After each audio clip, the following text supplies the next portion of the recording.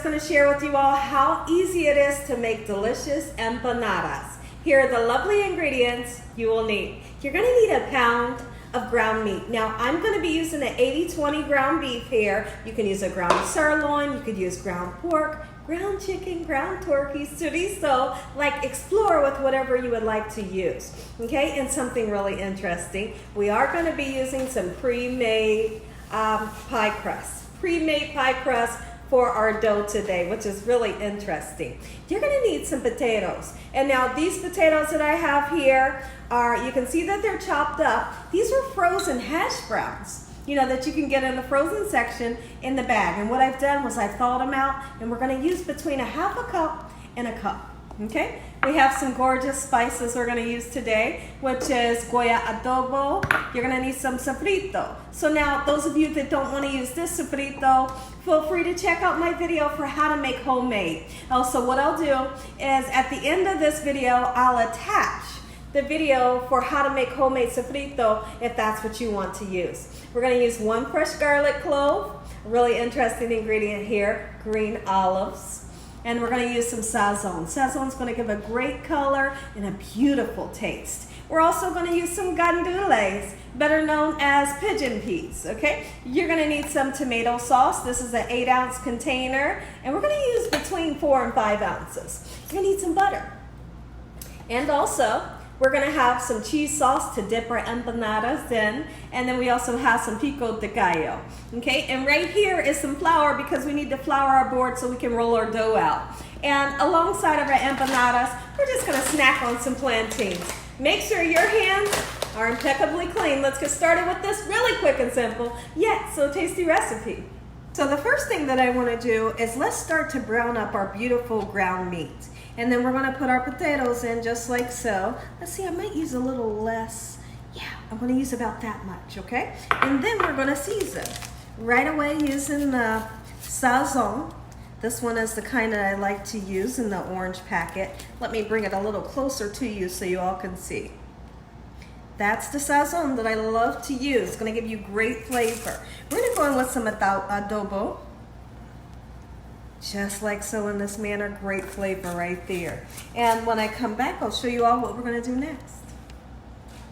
Let's go ahead and cut that garlic clove. You see, I like to give it a nice whack with the side of my knife. And when you do that, what it does is it really helps you to pull off that skin. Otherwise, you're going to be peeling for days trying to get that skin off of there.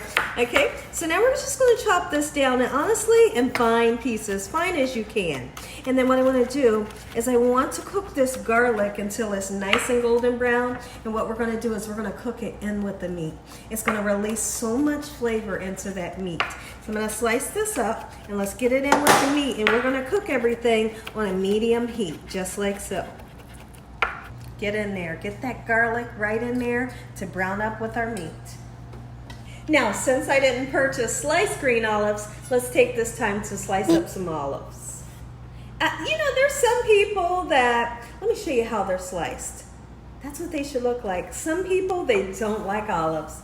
If you are that person, just leave it out of the recipe, okay? And honestly, it would be just as delicious without it.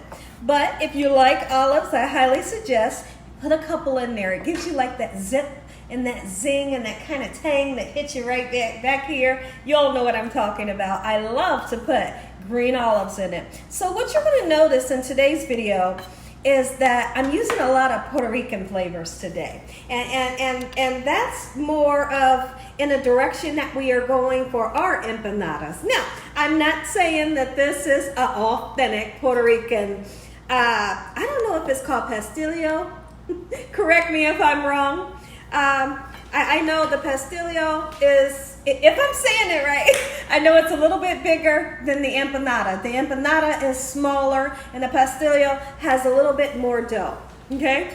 Like I said, someone in the comment section tell me if I'm saying that wrong. But I'm using more Puerto Rican flavors today. This is just how we like to make it here at the Young's house.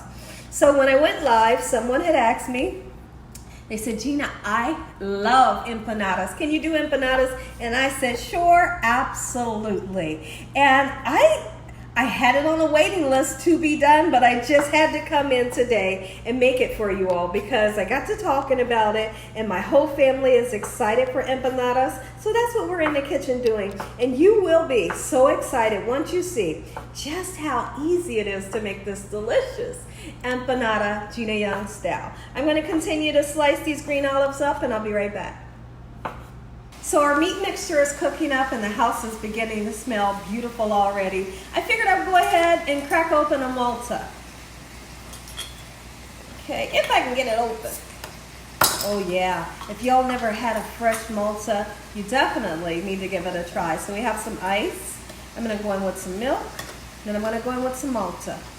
Some milk and Malta. Oh my, and the goodness.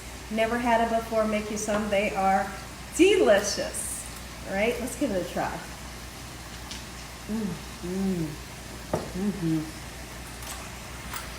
So if you take a look at my board, I have lightly dusted, and then you just throw the flour, or you could even use cornstarch, right onto my cutting board. And we want to thin the pie crust out a little bit. Now the last time, which was years ago, I showed you all how to make empanadas, or if it was empanadas, it was something else that I made for you all. I used the empanada dough disc, but since I wasn't able to find it, pie crust will do the trick. We're just thinning it out just a little bit, just like so. And then I'm gonna take, you can use a ramekin, all depending on the size that you wanted to make yours. Use a ramekin and you can make smaller ones, you can make tiny ones, you can make big ones using a bowl.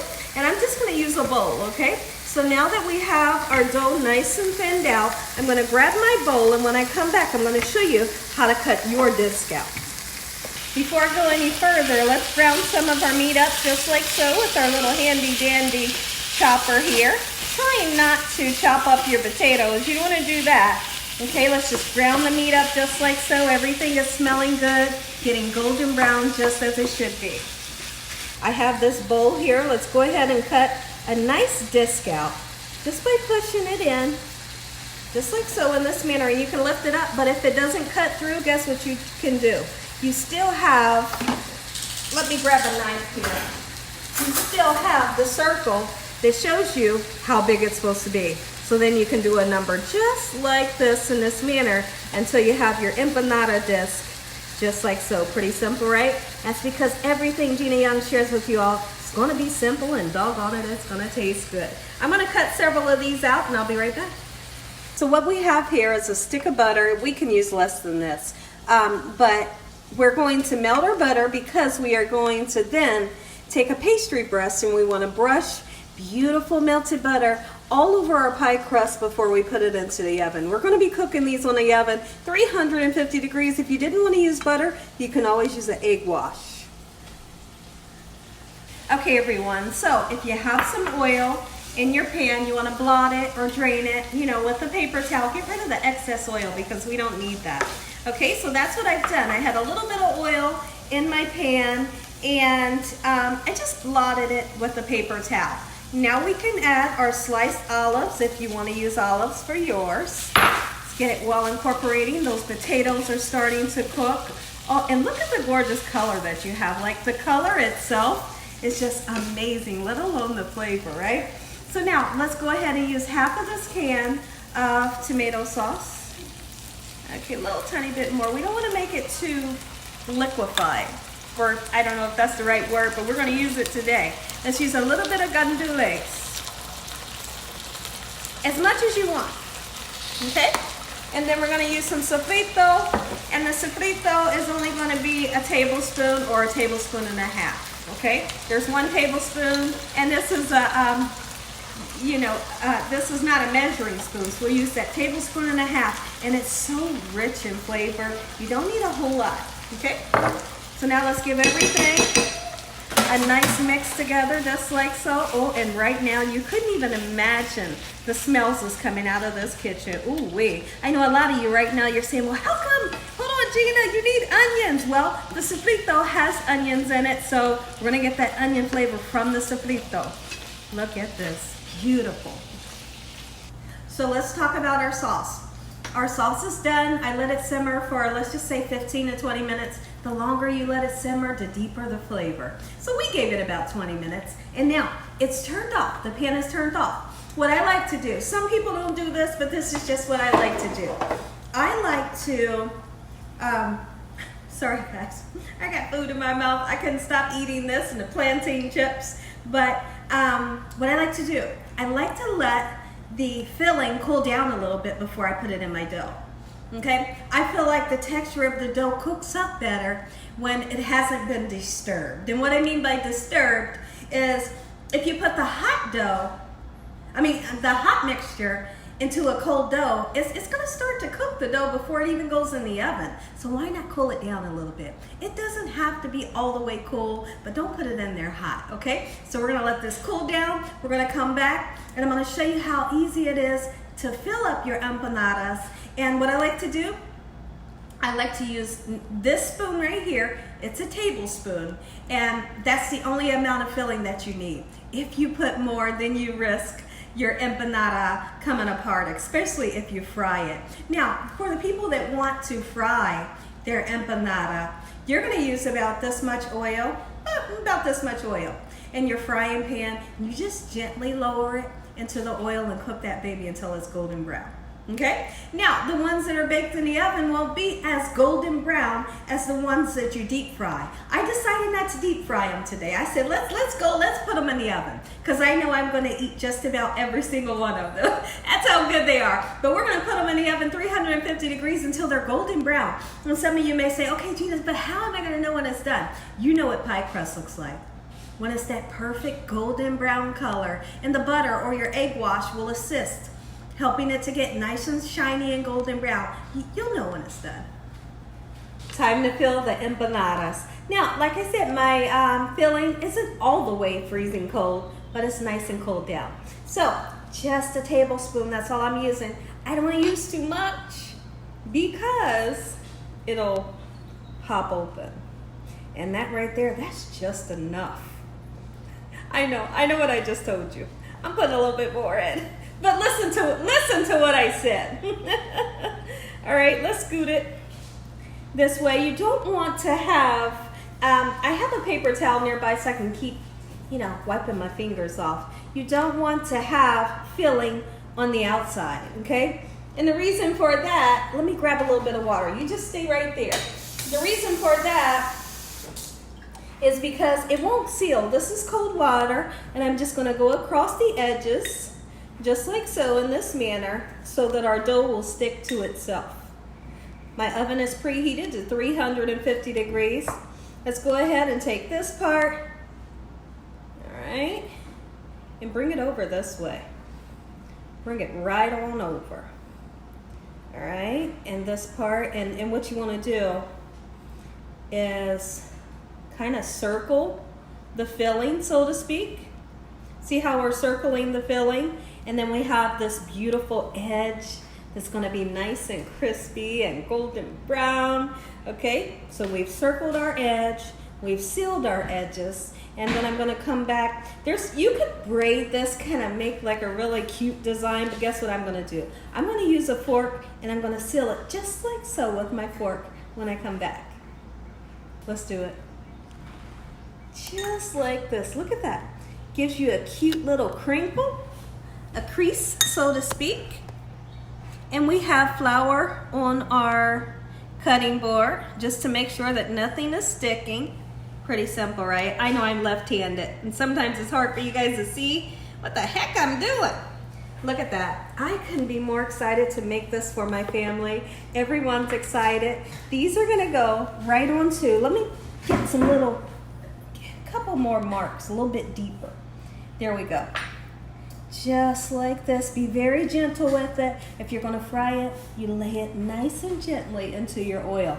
In our case, we're putting him on this baking dish, or just a cookie sheet. We're going to take that butter, look at that, slather that baby. Let's get this part right here.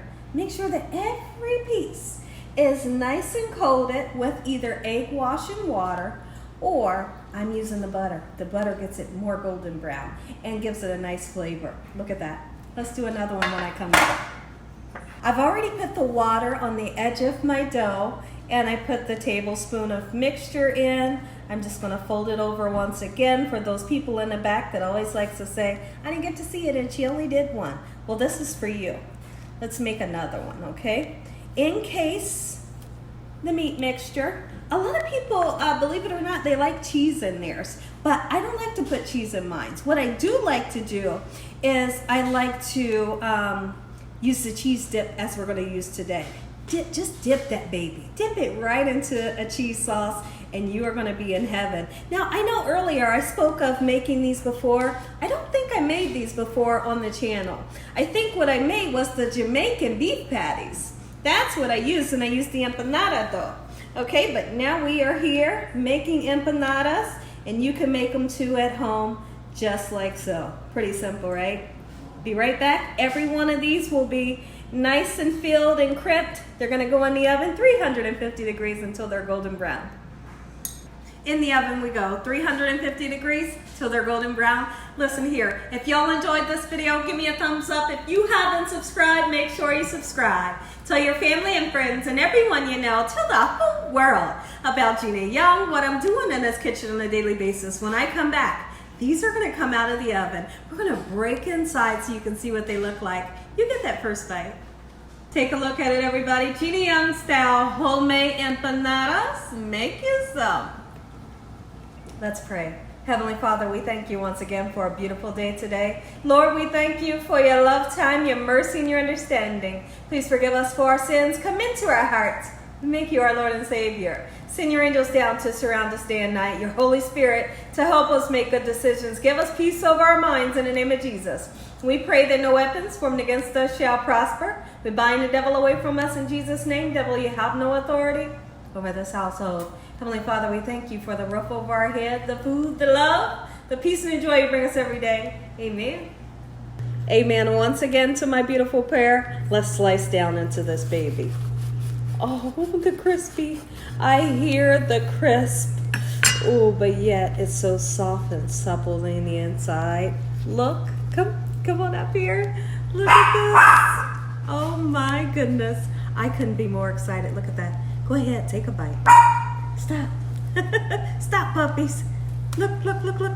This is what it should look like.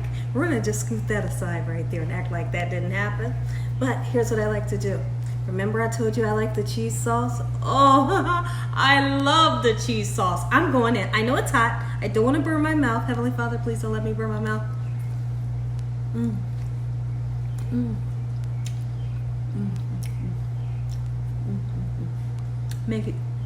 Make you some Gina Young style. Enjoy this recipe.